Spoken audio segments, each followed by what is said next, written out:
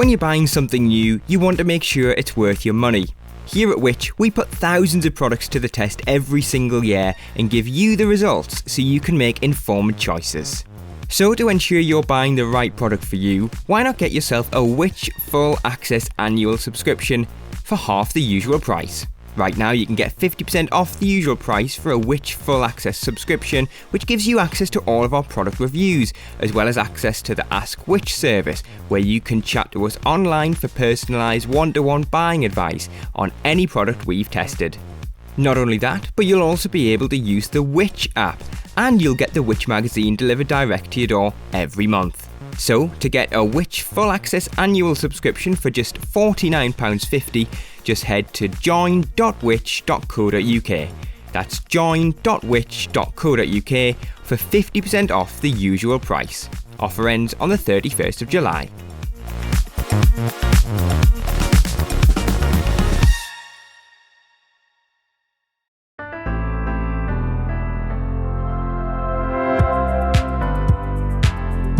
Hello and welcome to the Which Shorts podcast. I'm James Rowe. This is the podcast that brings you the very best from Which with a weekly taster of some of the brilliant journalism you can expect from your suite of magazines. This week, we're going to reveal to you the best British seaside towns and villages you should be visiting this summer, according to more than 10,000 trips made by Which members. In the July edition of the Which Travel magazine, Claire Gogarty collated all of those reviews to create the ultimate shortlist of the destinations we recommend the most. Here's her piece, read by Guy Hobbs.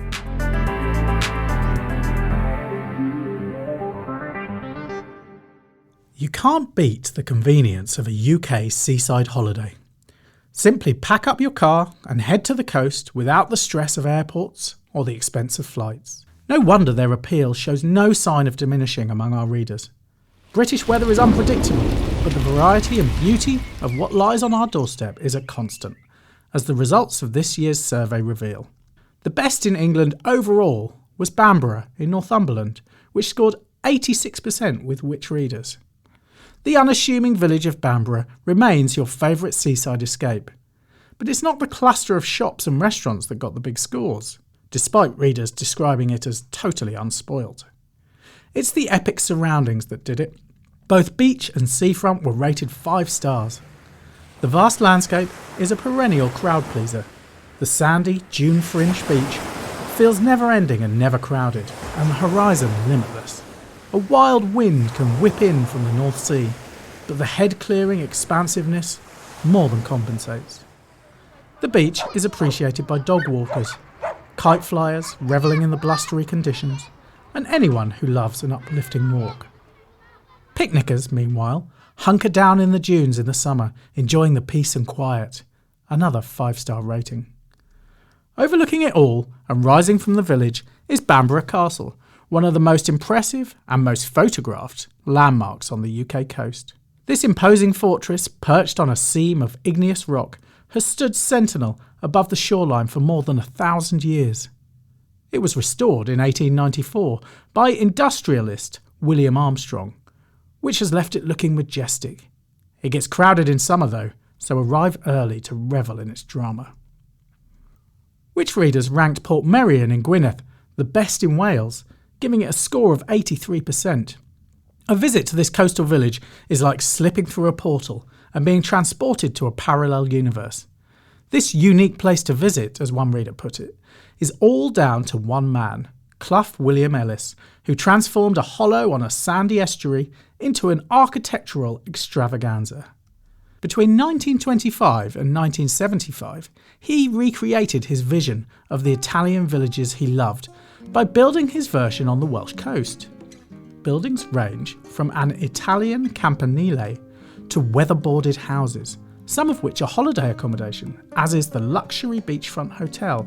The combination of eccentricity, seaside location and comfortable lodgings scored it 5 stars for tourist attractions and scenery. Stay here and join the ranks of past celebrity guests, including Noel Coward, Gregory Peck and H.G. Wells, and reenact scenes from The Prisoner, the cult 60s TV programme that was filmed in the village and still draws fans. In Scotland, Which readers ranked St Andrews in Fife the best, with a score of 82%. A perennial favourite among readers, this Scottish town once again gained an array of 5-star ratings, this time for beach, seafront, tourist attractions and scenery. It's certainly an agreeable place to spend a day or two. One reader said, "It's a beautiful old town with lots of small shops, great places to eat and ancient buildings. There are no flashy attractions here, it's a place to explore. Wander down spooky alleyways, then stroll past Georgian stone townhouses and along wide streets lined with tempting cafes and food shops, including the legendary Janetta's Gelateria. Be sure to try the Scottish tablet ice cream." All of this plus 2 white sand beaches framed by rocky cliffs within strolling distance. 2 highly regarded institutions, the university and the golf complex, mean it does get pretty busy during term times and when golfers descend. As one reader pointed out, it can be unbelievably expensive and crowded when a golf tournament is on. Nothing can diminish the romance of the place though, as the Prince and Princess of Wales found when they met there as students 2 decades ago. It's hard to picture a better setting for a discreet royal courtship. The best of the rest was Rye in East Sussex. Which readers gave it 79%. Although the sea once reached Rye, this medieval town is now 2 miles inland. It still has a breezy seaside feel, however, boosted by its lofty position and being surrounded by water on 3 sides, the rivers Rother and Tillingham and the Royal Military Canal. Its backstory as a prosperous port has resulted in a pleasing jumble of medieval cobbled streets, fine Georgian houses and warehouses on the quay, now housing a cluster of antique shops. Its architectural splendour has drawn writers and artists, notably E.F. Benson and Henry James, both of whom, at one time or another, lived at National Trust-managed Lamb House in the heart of the town. There are plenty of independent shops, seafood eating opportunities, including Rye Bay Scallop Week, and tea shops to please the ambling day tripper. But if the call of the sea proves irresistible, Rye Harbour, with its nature reserve, is a short bus ride away. And finally, we want to come to the defence of Bangor in Gwynedd. That scored just 42% with Which readers. On paper it looks as though it has everything going for it. This, the oldest city in Wales, has a pretty Victorian pier, a reputable university and Wales's longest high street. It is an unbeatable centre from which to explore North Wales, situated between Snowdon and the Menai Strait, with Anglesey a short hop over the Menai Suspension Bridge. Why then is it bumping along at the bottom of the table, with a flurry of 1- and 2-star ratings? According to one reader, it's because the town has become very run down, with shops and stores closing. It looks very unloved. True, the high street has its fair share of boarded up shops and has suffered from the closure of big name stores. But plans to regenerate the town are afoot, with much talk of a vision for the future. Its poor rating could also be down to the lack of any beach to speak of, but there are several within a short drive, including the Blue Flag Penmaimau beach further along the coast. Back in town, surely it's possible to overlook current concerns and enjoy a promenade along Garth Pier, which stretches half a kilometre out to sea. Explore Storial Museum with its fascinating collection of Welsh artefacts and lap up the spectacular views of Snowdonia.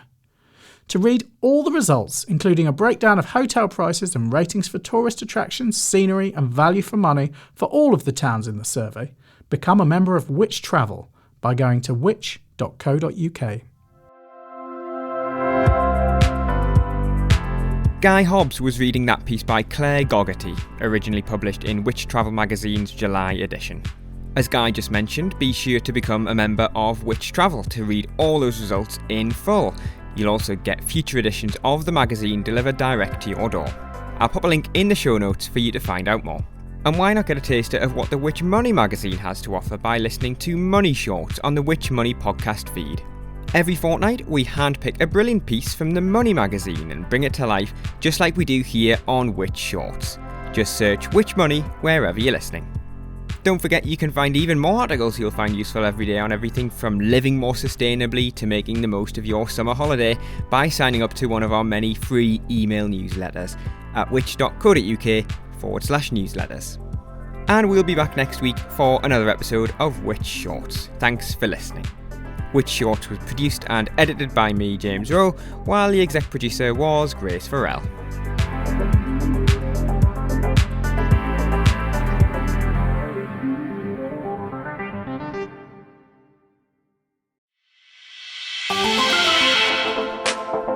Hi, Lucia here from the Which Money podcast. Join us each week as we bring you the best experts and top advice to help you make the most of your money. From property prices to budgeting, investment platforms to pensions, we'll be here to keep you informed. Not only that, but we've just launched Money Shorts. These are brand new fortnightly episodes that will give you a taster of the Which Money magazine that is delivered to members every other month. So to hear the main podcast and our brand new Money Shorts episodes, just search for Which Money wherever you get your podcasts.